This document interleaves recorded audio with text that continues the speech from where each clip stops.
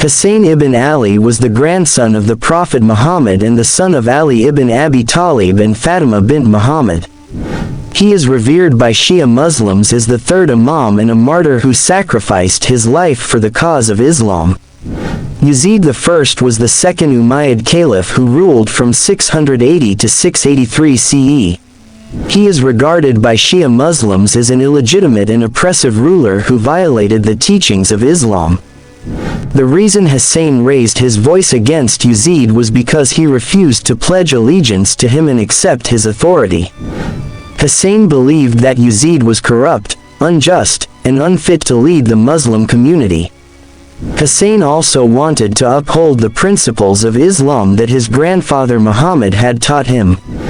He said, "I have risen as I seek to reform the community of my grandfather. I wish to bid the good and forbid the evil." The journey of Hussein to Karbala is a tragic and heroic episode in the history of Islam. Hussein was the grandson of Prophet Muhammad, peace be upon him, and the son of Ali and Fatima. He refused to pledge allegiance to Yazid, the tyrannical ruler of the Umayyad dynasty, who had usurped the caliphate and corrupted the teachings of Islam. Hussein decided to leave his hometown of Medina and head towards Kufa, where he had received many letters of invitation and support from the people. However, on his way, he faced many obstacles, betrayals and hardships, until he reached the land of Karbala, where he and his small group of loyal companions and family members were surrounded by a large army of Yazid. There, he fought bravely and sacrificed his life for the sake of justice, truth and dignity. According to some sources, these are some of the main events and places that marked his journey. Safa. Here Hussein met Farazdak, a poet who warned him about the treacherous situation in Kufa. Hussein replied that he trusted in Allah's will and justice. Dud el-Iraq. Here Hussein's cousin Abdullah ibn Ja'far brought his two sons On and Muhammad to join Hussein's caravan. He also tried to persuade Hussein to return to Medina, but Hussein declined. Badan-ur-Rumah. Here Hussein sent a letter to Kufa with Qais bin Mashir, informing them of his arrival. He also met Abdullah bin Muti, who came from Iraq and advised him not to go to Kufa, as the people there were not faithful or reliable. Hussein thanked him but continued his journey. Zurid. Here Hussein met Zuhair ibn Cain, who was not a follower of Ahlul Bayt, the family of the Prophet.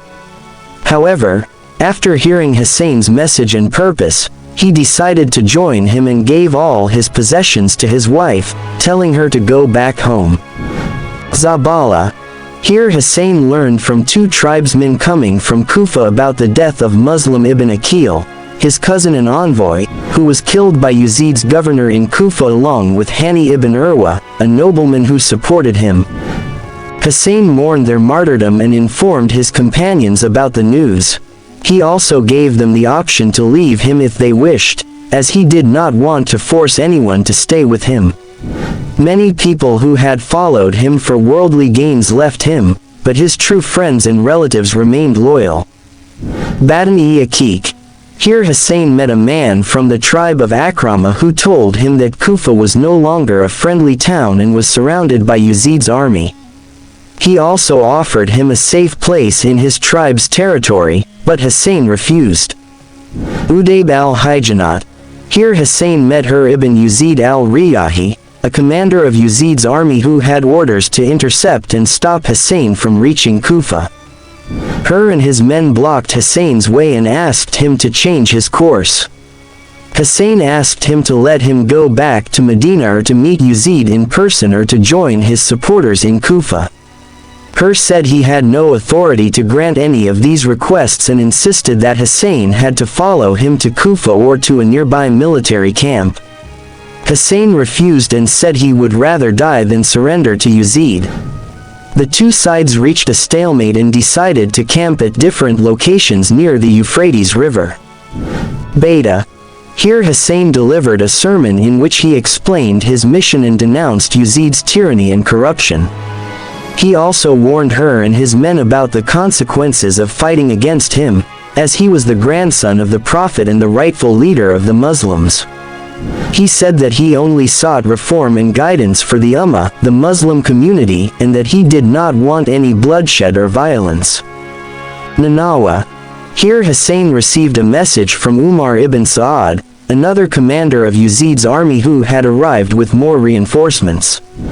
The message ordered Hussein to move away from the Euphrates River and camp in an arid land with no water or vegetation. Hussein complied and moved to a place that was later known as Karbala. Karbala.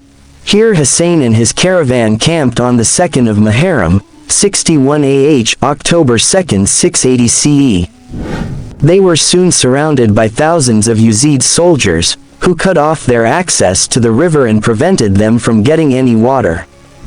The siege lasted for several days, during which Hussein and his companions faced thirst, hunger and intimidation. Hussein tried to negotiate with Umar ibn Sa'ad and offered him the same options that he had given to her, but to no avail. He also tried to appeal to the conscience and faith of the enemy soldiers, reminding them of his kinship to the Prophet and his rights over them. He asked them to leave him alone or to join him in his cause, but they refused. On the night of Ashura, the 10th of Muharram, Hussein gathered his companions and family members and gave them a heartfelt speech, in which he praised their loyalty and courage and gave them permission to leave him if they wanted, as he did not want them to suffer or die for his sake. He told them that the next day would be their last day in this world and that they would be martyred with him.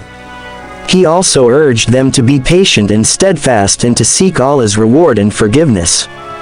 None of them left him, but rather expressed their willingness and honor to die with him. Ashura.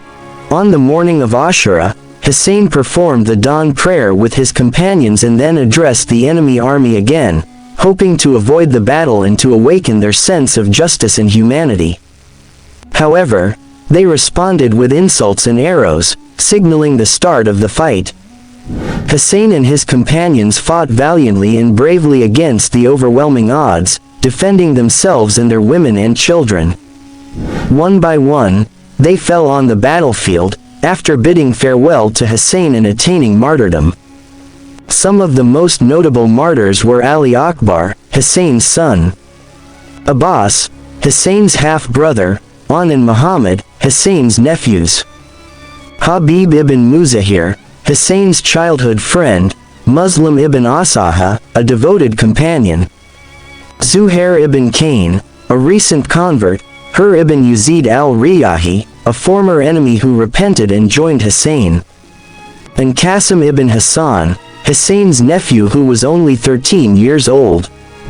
The last one to remain with Hussein was his infant son Ali Asghar, who was only 6 months old. Hussein took him to the battlefield and asked the enemy for some water for him, as he was dying of thirst.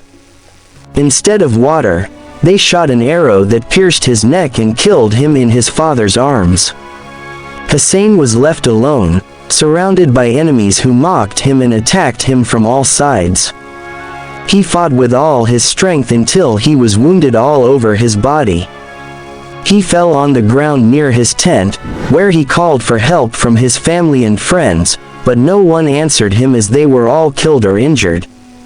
He then heard his sister Zainab calling him from the tent, as the enemy had set fire to it and were about to loot it. He tried to get up and protect his family, but he was hit by a stone on his head that made him bleed profusely.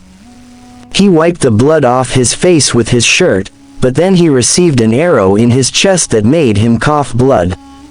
He pulled out the arrow from his chest, but then he received another arrow in his heart that sealed his fate. He fell on his face on the sand, saying, "Inna lillahi wa inna ilayhi rajiun, we belong to Allah and to him we shall return." Then Shimr ibn Diljashan, a notorious criminal who was appointed by Umar ibn Sa'ad for this task, came forward and severed Hussein's head from his body. Not only this but it's continued.